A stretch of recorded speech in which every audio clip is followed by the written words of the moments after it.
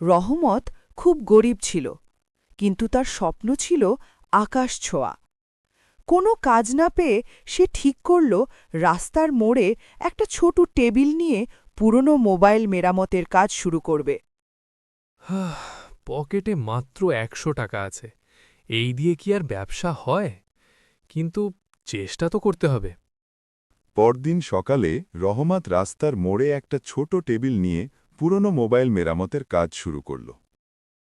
বাবা রহমত, আমার এই ফোনটা মনে হয় নষ্ট হয়ে গেছে। অন্য দোকানে নিয়েছিলাম, তারা বলছে ৫,০০০ টাকা লাগবে ঠিক করতে।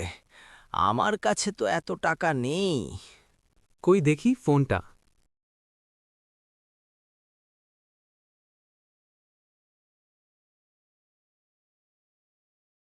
কাকা, এটার তো শুধু ব্যাটারিটা একটু নড়ে গিয়েছিল। এই নিন, ঠিক হয়ে গেছে, কোনো টাকা লাগবে না। তুমি তো চাইলে আমার কাছ থেকে অনেক টাকা নিতে পারতে। তুমি খুব সৎ বাবা। আমি সবাইকে বলবো তোমার দোকানের কথা। ধন্যবাদ কাকা, আবার আসবেন। রহমতের ছোট টেবিল এখন একটি সুন্দর কাঁচের দোকানে পরিণত হয়েছে। রহমতের সততার কথা চারদিকে ছড়িয়ে পড়ল। মানুষ বড় শোরুম ছেড়ে রহমতের ছোট দোকানে আসতে শুরু করল, কারণ তারা জানত এখানে ঠকার ভয় নেই।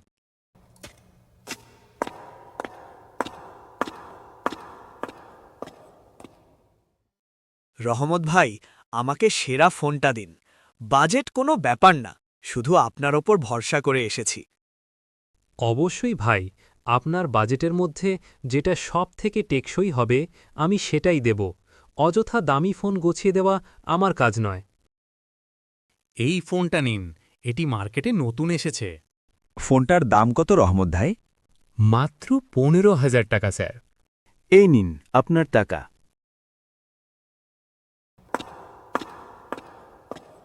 মাত্র কয়েক বছরের ব্যবধানে রহমত এখন শহরের সবথেকে বড় মোবাইল চেনের মালিক।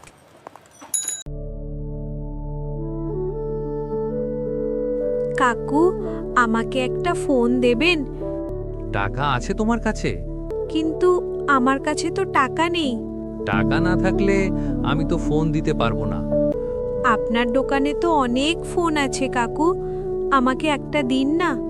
আমার অনেক দিন আমার বাবার সাথে কথা হয়নি, বাবার সাথে কথা বলতে খুব ইচ্ছে করছে। তোমার বাবা কোথায় থাকে?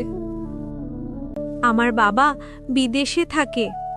মেয়েটিকে দেখে রহমতের খুব মায়া হলো। আচ্ছা ঠিক আছে, এই ফোনটা নিয়ে যাও।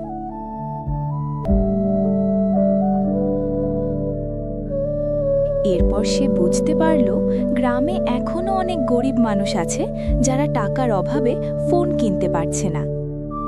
পরের দিন সকালে রহমত ঠিক করল গ্রামের সকল গরিব মানুষদের বিনামূল্যে মোবাইল ফোন দান করবে।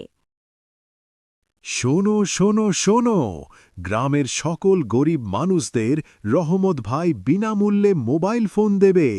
আপনারা তার দোকান থেকে বিনামূল্যে মোবাইল ফোন সংগ্রহ করে নেবেন। দেখো দেখো, আমাদের রহমত ভাই কত ভালো মনের মানুষ, গ্রামের সকলের কথা ভাবে। কিছুক্ষণের মধ্যে রহমতের দোকানে অনেক মানুষ জড়ো হয়ে গেল এবং রহমত তাদের বিনামূল্যে ফোন দিতে লাগল। লোকে বলে বড়লোক হতে গেলে চালাকি লাগে, কিন্তু আমি বুঝেছি মানুষের বিশ্বাস অর্জন করতে পারলে সাফল্য নিজ থেকেই ধরা দেয়। আপনিও একদিন বড়লোক হতে চাইলে ভিডিওটি লাইক এবং সাবস্ক্রাইব করে দিন। তার এই সাফল্যের রহস্য মোটেও কোনো জাদু নয়, বরং তার সততা আর মানুষের ভালোবাসা।